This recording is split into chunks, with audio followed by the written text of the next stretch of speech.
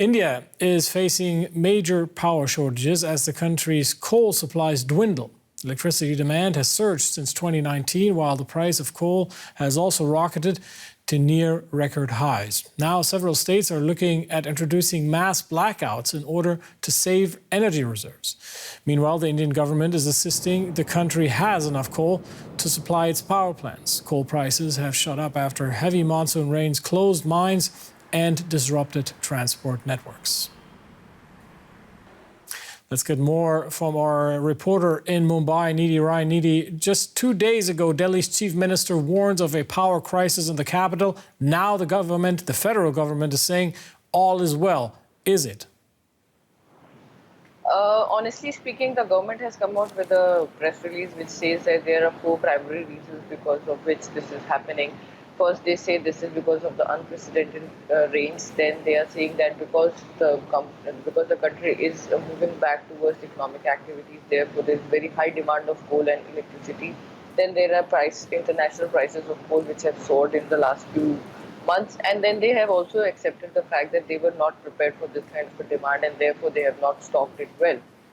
So everything being said and done, the government is saying that yes, there is a problem. And that is what all the states across the country are also telling us. Now, India is the world's second largest consumer of coal. Is it just unseasonal rainfall which has slowed excavation and transport of coal, or is there other factors at play here? Like any other industry in India right now, the biggest problem is execution and planning. A lot of coal companies have been facing a lot of debt issues, and they have not been working up to the mark, obviously because of the COVID pandemic also. The activities were halted, and also they are facing some financial trouble. So like every other industry in India right now, coal is also facing its own troubles, with COVID adding up to their problem. And Nidhi, other than insisting that there is enough coal, what does the government do to address this issue?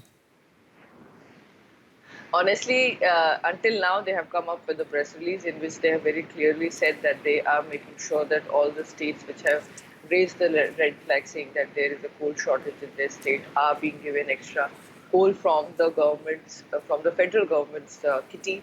But except that, they have said that there is nothing to worry about. They are saying that there's so basically all this started because one of the power player, Tata Powers, they have sent a message to all its consumers saying that we can be starting load shedding. This is where the whole problem started, and the government is saying there is nothing much to worry and everything is under control. DW reporter Nidhi Rai in Mumbai, thank you. And Europe is also still struggling with high energy prices. DW financial correspondent Christy Platzen in Frankfurt. Christy, more industries are complaining that the pressure is too much. What can you tell us?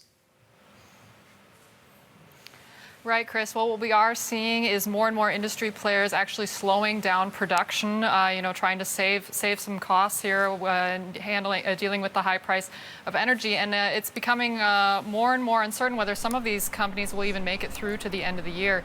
In the UK, for example, the steel industry, as well as a lot of energy companies, have said that they just can't continue to eat the high cost of energy.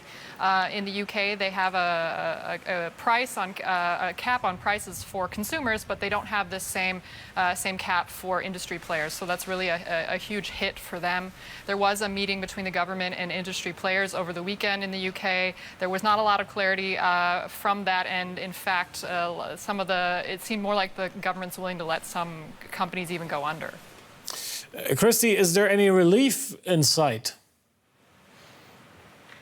Well, we saw that OPEC Plus is not really willing to up their oil production. We did hear from Vladimir Putin last week that he's expecting record gas exports to Europe this year, but he did not say when the ramping up could occur. So it seems like we're looking at a lot of uncertainty still, and that things could get worse before they get better. Christy Platzen in Frankfurt, thank you.